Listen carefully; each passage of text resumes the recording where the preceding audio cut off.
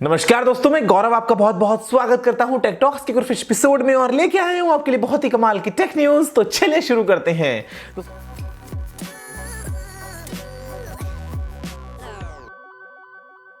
दोस्तों यहां पे जो सबसे पहला अपडेट आ रहा है वो आ रहा है Xiaomi की अपकमिंग फोन जो कि है दोस्तों Mi 5C और ये दोस्तों लॉन्च हो सकता है फरवरी के महीने में, लेकिन लीक्स ये कहती हैं कि आपको इस फोन में फास्ट चार्जिंग का सपोर्ट देखने को नहीं मिलेगा। आपको दोस्तों यहाँ पे मिलेगा कुछ 5.5 इंच का full HD display, 2.5D curved glass, 12 megapixel का रियर कैमरा, 8 मेगापिक्सल का फ्रंट कैमरा, लेकिन Xiaomi का वही टिपिकल अपना ट्रेडमार्क स्टाइल कि हम आपको फोन में फास्ट चार्जिंग नहीं देंगे। अगर वो एक प्रीमियम फोन है तो शायद तुक्के से मिल जाए, वरना फास्ट चार्जिंग नहीं मिलती है। देखते हैं Mi 5 दोस्तों चाइना में कब आता है और क्या कुछ ये कमाल कर देता है, किस प्राइस पे आके क्या धमाल मचा देता है। यहां दोस्तों जो अगला अपडेट आ रहा है वो एक बहुत ही गुड न्यूज है और ये एयरटेल के दोस्तों जो प्रॉफिट्स हैं पिछले 4 साल में वो इस साल लोएस्ट थे दोस्तों। ये हो पाया है रिलायंस जियो की वजह से और बस जो सारा दोस्तों कंपटीशन निकला वहां पे एयरटेल दोस्तों अपने आप को नहीं संभाल पाया। और अगर आपसे बात करता हूं दोस्तों सिर्फ अक्टूबर से दिसंबर के पीरियड जो कि है लास्ट क्वार्टर 2016 का, तो वहां पे एयरटेल ने दोस्तों 503 करोड़ रुपए का प्रॉफिट कमाया, जबकि दोस्तों यही जो प्रॉफिट था ये 2015 के सेम लास्ट 3 महीने के पीरियड में 1108 करोड़ था। बहुत बढ़िया, यही होना चाहिए था और अच्छा हुआ जो भी हुआ और आगे चल के शायद कुछ बेहतर सर्विस दें, ऐसी हम उम्मीद करते हैं। यहां दोस्तों जो अगला अपडेट आ रहा है वो आ रहा है जियो के लिए। जब एयरटेल की बात हो तो जियो दोस्तों दूर कैसे रह सकता है। और ये जो अपडेट्स दोस्तों हैं वो ये कहते हैं कि जो रिलायंस जियो है वो इंडिया में मोबाइल्स में दोस्तों डेटा के लिए जो है वो प्राइमरी कनेक्शन है सबसे ज्यादा पॉपुलर। क्योंकि अगर यहाँ पे आप कंपेयर करते हैं बाकी प्रोवाइडर्स जो कि है एयरटेल, वोडाफोन या आइडिया वगैरह, तो दोस्तों रिलायंस जियो जो है वो लोग प्रेफर करते हैं अपने 4G स्लॉट में लगाना और उसके बाद में उसी दोस्तों सिम को यूज करते हैं अपने फोन में डेटा के लिए। अब ये ऑब्वियस सी बात है भाई, अगर फ्री का मिल रहा है तो कौन हमें मना करेगा। लेकिन फिर भी कुछ यूजर्स ऐसे हैं जो एयरटेल, आइडिया, वोडाफोन जो हैं वो भी दोस्तों यूज कर रहे हैं अगर हमसे कंपेयर करता हूं जियो के साथ में। लेकिन फिर भी जियो जो है वो टॉप पे है और आप भी शायद वीडियो अभी रिलायंस जियो के थ्रू ही देख पा रहे होंगे।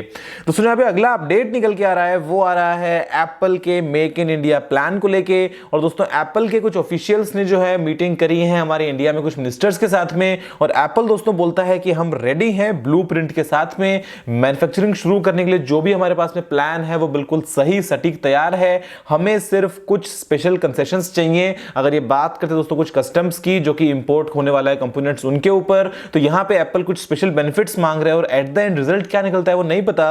लेकिन फिर भी रिपोर्ट्स दोस्तों जो है वो यूं हो रही हैं, शायद जो है वो आईफोन इंडिया में क्या पता कभी बनेगा, क्या पता दोस्तों नहीं बने और किडनी बेचो आईफोन पाओ प्रतियोगिता जो है वो आगे तक दोस्तों ऐसी ही चलती रहे।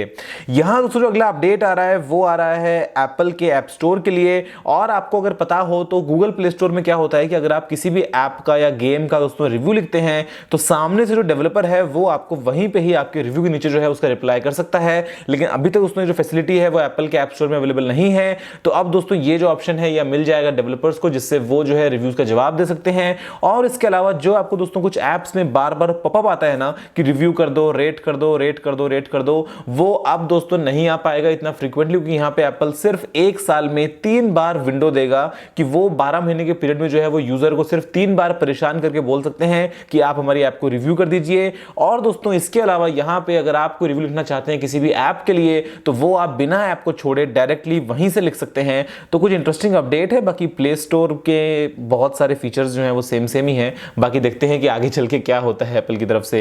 यहां दोस्तों अगला अपडेट आ रहा है वो आ रहा है गूगल की एनुअल डेवलपर जो अपना इवेंट होता है दोस्तों, जो कॉन्फ्रेंस होती है जिसका नाम होता है गूगल I/O, उसके लिए। और इसके दोस्तों जो डेट्स हैं वो लीक हो गई हैं जो कि होने वाली हैं मई 17 से मई 19। जो वेन्यू होने वाला है वो होगा माउंटेन व्यू कैलिफोर्निया। और यहां पे आपको एंड्रॉइड ओ दोस्तों शायद देखने को मिल जाएगा। अब एंड्रॉइड ओ से ऑरेंज होगा या क्या होगा वो तो नहीं पता, लेकिन गूगल दोस्तों डेफिनेटली एंड्रॉइड का जो नेक्स्ट वर्जन है उसको टीज करेगा और आपको कुछ और बताएगा लेटेस्ट सॉफ्टवेयर्स के बारे में जो कि आगे इंप्लीमेंट होने को देखने मिल जाएंगे। तो अच्छा इवेंट है, 17 मई ज्यादा दूर नहीं है, लेकिन फिर यहाँ पे एक्सपेक्टेशंस जो है जब नाम आता है गूगल का तो बहुत बढ़ जाती हैं। तो ऐसे में देखते हैं दोस्तों एग्जैक्टली जो है वो गूगल क्या करने वाला है गूगल I/O 2017 में।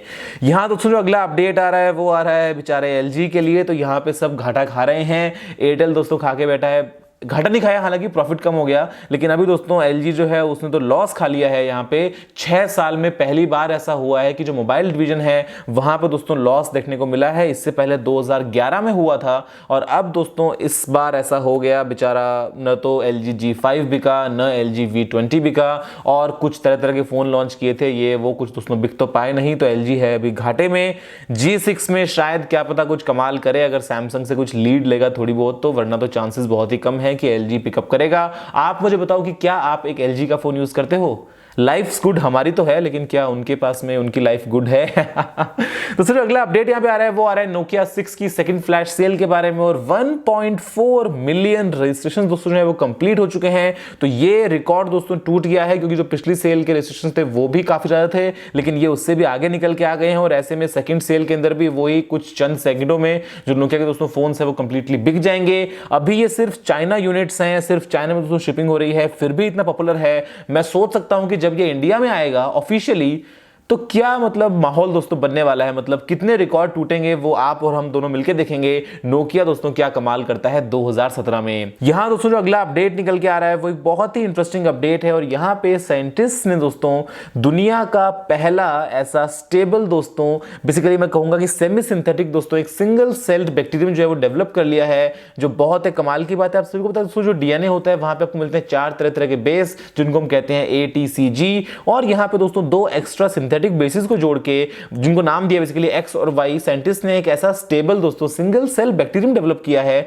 जो आगे चल के हम ड्रग डिलीवरी के लिए भी काम में ले सकते हैं। तो ये एक बहुत ही बड़ी कमाल की दोस्तों खोज हुई है, और आगे चल के हमारे खुद के द्वारा डेवलप किया गया जो बैक्टीरिया है इसको हम दोस्तों आगे कहां पे कैसे कैसे काम में ले सकते हैं मेडिकल फील्ड में। ये बहुत ही मतलब कमाल की डिस्कवरी है कि हमने यहाँ पे सिंथेटिकली दोस्तों डेवलप किया है इस लाइक मैं कहूंगा कि स्टेबल बैक्टीरिया को, और आगे चल के हम इसको हमारे फायदे के लिए काम में ले लेंगे।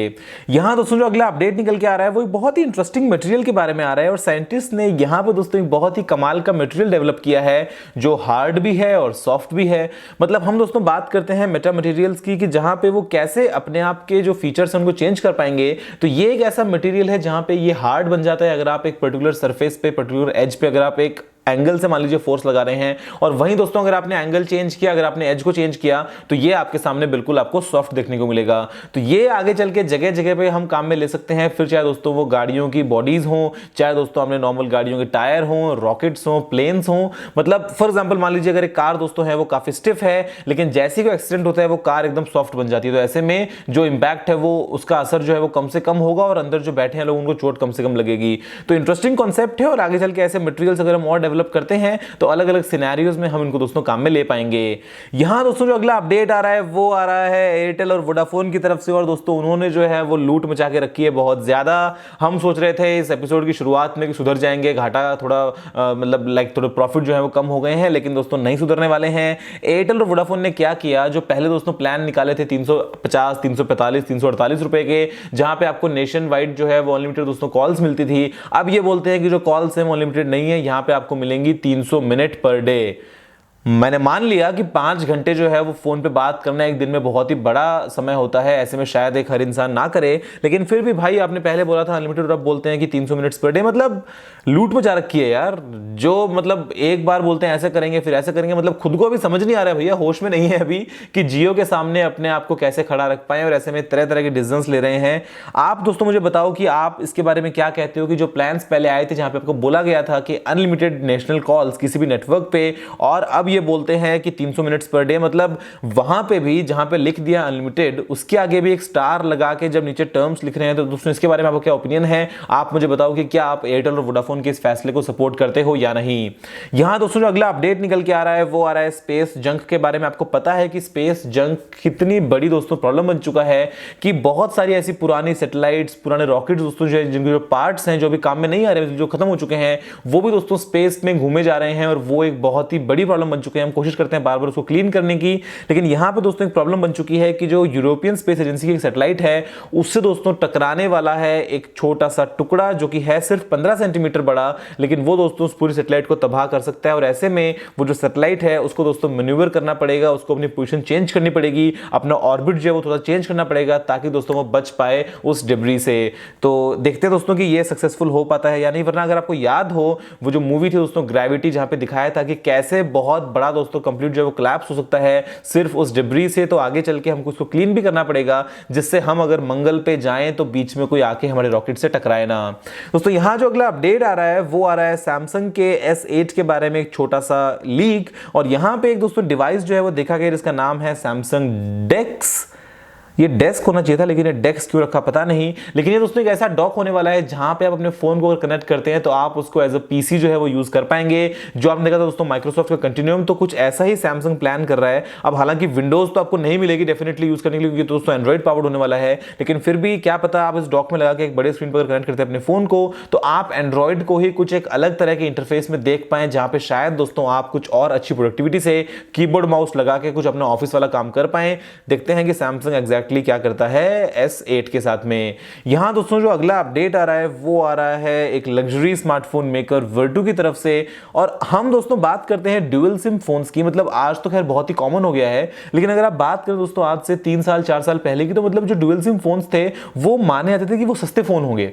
मतलब महंगे फोन्स जो भी हैं वो सिंगल सिम आते हैं, जो सस्ते फोन्स हैं वो ड्यूअल सिम आते हैं। ये दोस्तों जो परसेप्शन है वो धीरे धीरे करके चेंज हुआ है। और अभी हालांकि आईफोन में ड्यूअल सिम नहीं आता, लेकिन उसकी बहुत ही स्ट्रॉन्ग रूमर्स हैं कि शायद आपको अपकमिंग आईफोन में ड्यूअल सिम देखने को मिल जाए। लेकिन ये दोस्तों एक बहुत ही ज्यादा लग्जरियस स्मार्टफोन है जहां पे आपको मिलता है ड्यूअल सिम सपोर्ट। और ऐसे दोस्तों वर्टू ने पहली बार किया है। जो प्राइस है वो तो पूछना बेकार है दोस्तों वर्टू के फोन की, कि मतलब कम से कम $10,000 तो डेफिनेटली होगी, ऊपर भी हो सकती है। तो ये दोस्तों जो फोन है इसका नाम है वर्टू कॉन्स्टलेशन, और ये एक प्रीमियम फोन है, बहुत बहुत महंगा फोन है। लेकिन ये दोस्तों आता है ड्यूअल सिम सपोर्ट के साथ में।